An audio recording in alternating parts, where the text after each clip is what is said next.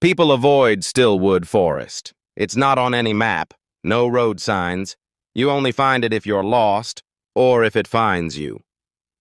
There are stories, of course, campfire tales about glowing eyes in the dark and voices that mimic your own.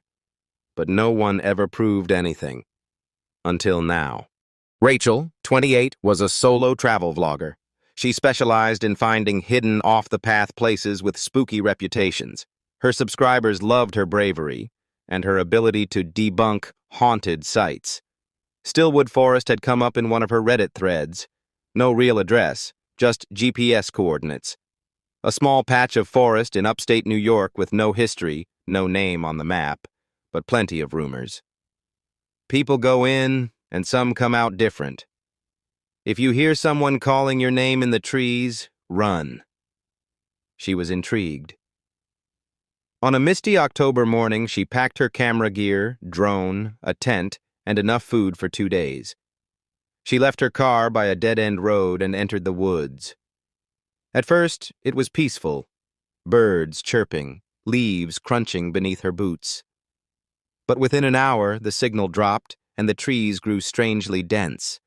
The light dimmed, though it wasn't even noon. She began filming.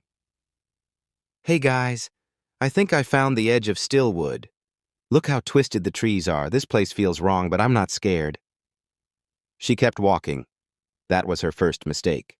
By mid-afternoon, she noticed the forest had gone silent. No birds, no wind. Even her own footsteps felt muffled.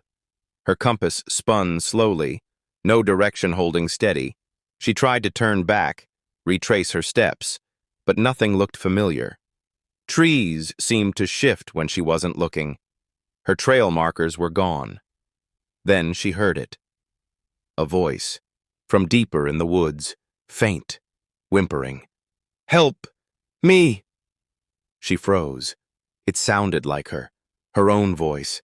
She called out, "Who's there?" No answer. Just the sound of leaves moving behind her. She spun around. Nothing. As the sun began to set, though she never actually saw it, she found a clearing with a small wooden cabin. No lights, no path leading to it. The door was slightly open. She approached cautiously. The wood was aged, rotting. A deer skull hung above the doorframe, tied with twine and red thread. Inside, the cabin was dark and cold. No furniture, no dust. Just one thing on the floor. A leather-bound book, old, covered in strange symbols. She picked it up and flipped through. Inside were pages filled with names, hundreds, each written in ink that shimmered like oil.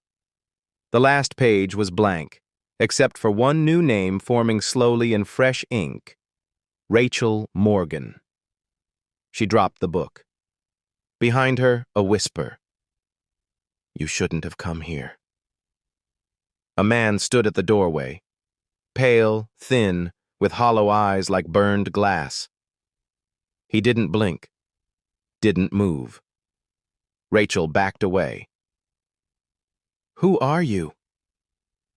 He smiled, his teeth too white, too many. "I am the collector, and you were invited." She made a small fire outside and recorded one last message on her camera. "If anyone finds this, I'm in Stillwood. There's something here. I don't know what it is, but I think I'm not alone." Then she heard it again. "Rachel." Her own voice from the trees, closer this time. She covered her ears. The whispering didn't stop. "Rachel, help me." It sounded afraid, human, real. She stood up, panicked, and turned toward the cabin. The cellar door was wide open. From it, a mirror leaned against the wall. Her reflection stared back, but didn't move. Its eyes were black. Then it smiled. Rachel stepped inside. The cellar stairs were wet, as if the walls were bleeding. Her flashlight flickered.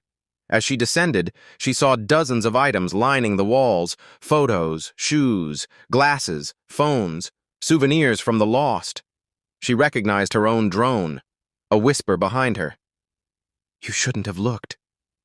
She turned. The collector stood inches away. I told you.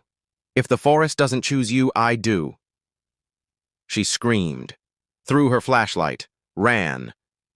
But the stairs had vanished. The walls stretched. The cellar became endless, filled with echoes of her own voice, crying, laughing, begging.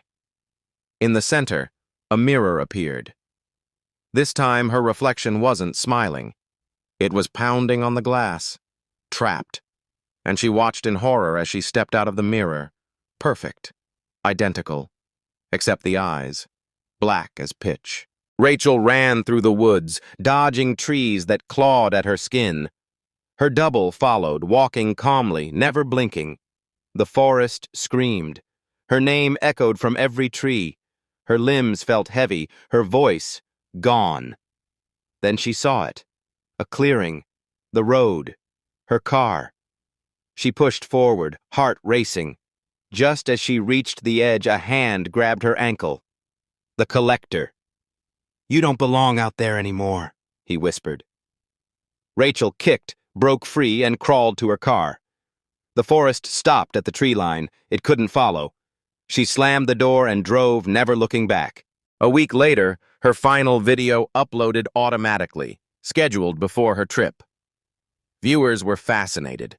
She looked scared, tired, but alive. Until the end.